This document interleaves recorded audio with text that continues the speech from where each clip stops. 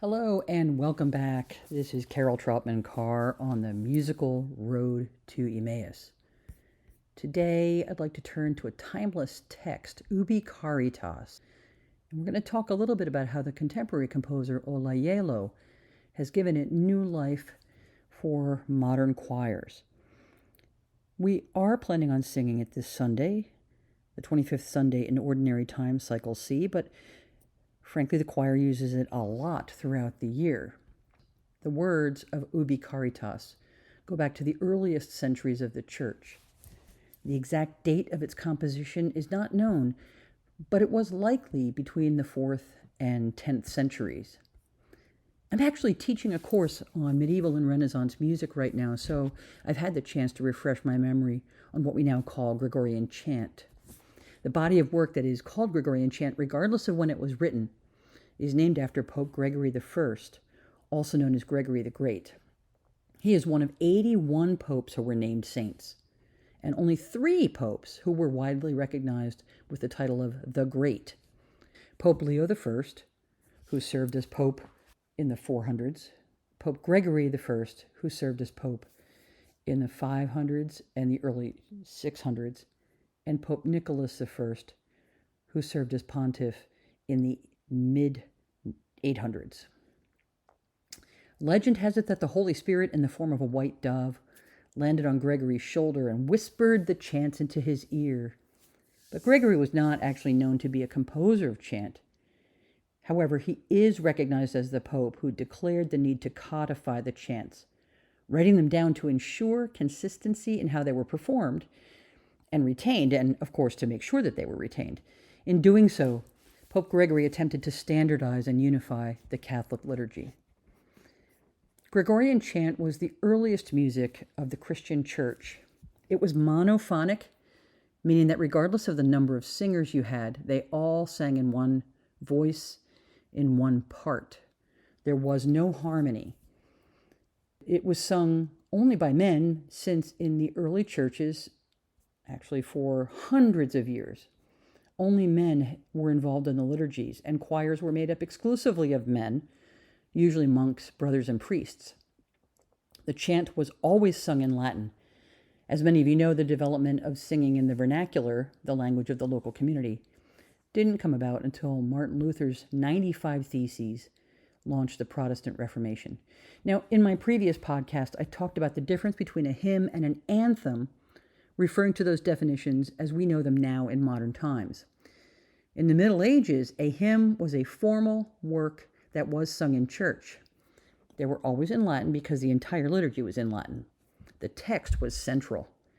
Melodies were written to fit the rhythm of the hymn and to try to convey the meaning of the words.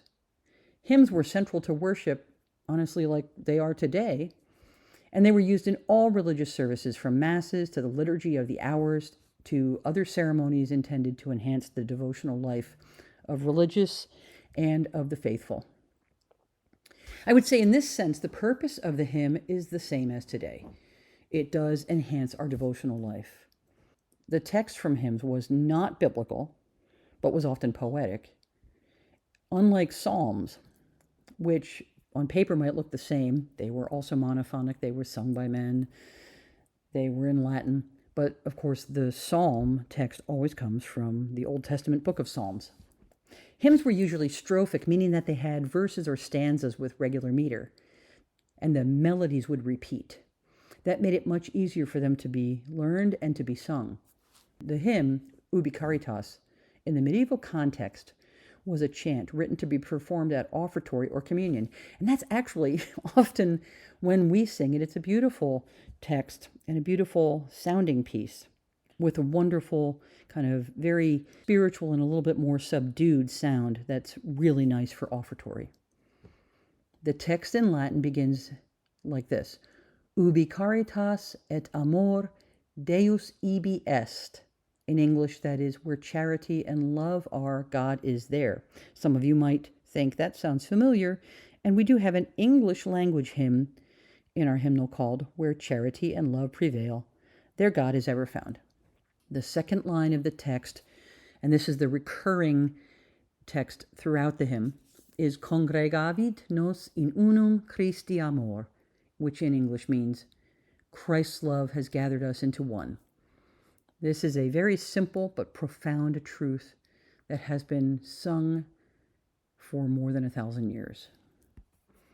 Historically, Ubi Caritas was used during the Holy Thursday liturgy when the church remembers Jesus washing the feet of his disciples at the Last Supper. The original Gregorian chant is very simple and understated, with a flowing line that invites contemplation. And probably humility as well, which actually fits very well with this particular moment in the Catholic Church that we're talking about. Christ has humbled himself to become man, and he humbles himself even further by washing the feet of his disciples. So a certain humility, rather than boisterousness and boastfulness and a big blast of sound, is not what we find in the musical settings of Ubi Caritas.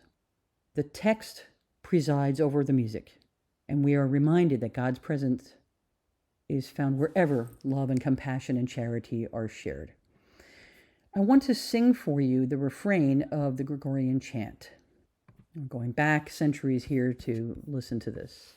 Ubi caritas est vera, Deus ibi est, congregavit nos in unum Christi amor. You can hear how very simple that refrain is. Now, over the century, many composers have set this same text, but in recent years, perhaps the most popular version is that was written by the Norwegian composer Ola Gjeilo. Ola moved to the United States for graduate school, where he attended the Juilliard School of Music in New York. He has remained in the U.S. since. He writes this about Ubi Caritas. These are his own words. I quote, "The first time I sung in a choir was in high school. I went to a music high school in Norway, and choir was obligatory. I loved it from the start, and the first piece we read through was Maurice Duruflé's Ubi Caritas, which to me is the perfect a cappella piece. So when I set the same text myself a few years later, it was inevitably influenced by his incomparable setting. Though while Duruflé used an existing traditional chant in his incomparable work, I used chant more as an inspiration." Gosh, wouldn't it be great if everyone had mandatory choir? That last part was not Ola Gjeilo, that was Carol Traupman-Carr, wondering if we can make choir mandatory for everyone. At any rate, Ola Gjeilo's Ubi Caritas does indeed harken back to the ancient chant. It starts out with a chant-like passage that is so authentic in the way it sounds. I've had people in the congregation come up to me and say, "Can you give me a copy of that chant that you sang, because we'd like to teach it to people?" But it is not a medieval chant, yet it bears a lot of similarities to it. Like Gregorian chant, it begins with a simple monophonic line. Again, remember, whether you have one singer or 1,000 singers, they are singing exactly the same thing. And like the Gregorian chant, Ubi Caritas, what Ola Gjeilo writes is based over only 4 pitches. It's mostly syllabic, meaning that there's one note per syllable, or occasionally pneumatic, which means that there are 2 or 3 notes per syllable.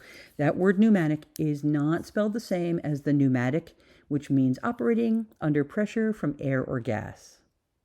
But they do sound the same. Actually, pneumatic would be operating under pressure from air as we're singing. From there, Ola Gjeilo adds other voices to create really luminous harmonies and a richness of texture. And at the same time, it retains a sense of that chant-like stillness, where the chant creates a sense of being in a monastery and it's kind of austere. Gjello's setting gets more and more expansive as the parts are added. The sopranos move up higher past those first 4 notes. We add the tenors and the basses. The sopranos actually split into 2 parts, and so we actually have 5 parts going at one point. And the voices move together in almost like clusters, but the sound is very warm and tender. It's still emphasizing the text, which is what composers of Gregorian chant hymns wanted to do, and it's what Ola Gjeilo is attempting to do in his more modern setting. So what does this pairing of the ancient text and the modern music teach us? Maybe that the truth of Ubi Caritas, the text, is timeless. Whether we're in a concert hall or Sunday Mass, whether we're singing along in the car, whether we were in a monastery or a cathedral 1,000 years ago, the message is the same. Wherever love is found, God is present. I'm going to play a performance of this piece from Holy Thursday. This is the choir singing at Holy Thursday, and I'm going to fade it out at some point because at Holy Thursday we often will jump back and repeat sections that are not marked as repeated so that we have enough music to accompany the entire washing of the feet. I'd like you to think about the words, but also about how music tradition is not frozen in time. Ola Gjeilo is just one of many very, very good young composers. I talked about this with Elaine Hagenberg, who are doing beautiful music for choirs right now in a sort of choir music renaissance. The chant and the anthem together invite us to the same prayer, and they remind us of the same message: to seek God's presence in charity, in love, and in community.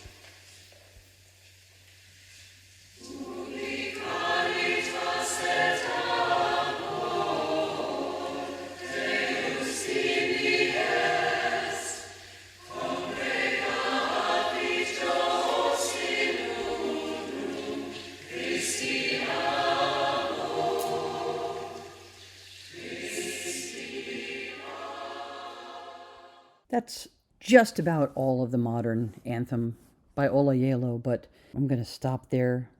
I invite you again, if you enjoy the piece, find it on YouTube, or better yet, come to St. Anne's in Emmaus and find us on a Sunday morning and hear the choir live. If you're in that area and you wish to join the choir, you are welcome to do so. This is Carol Traupman-Carr signing off for episode 5. Let's leave with the message of Ubi Caritas dwelling within us, where charity and love are found.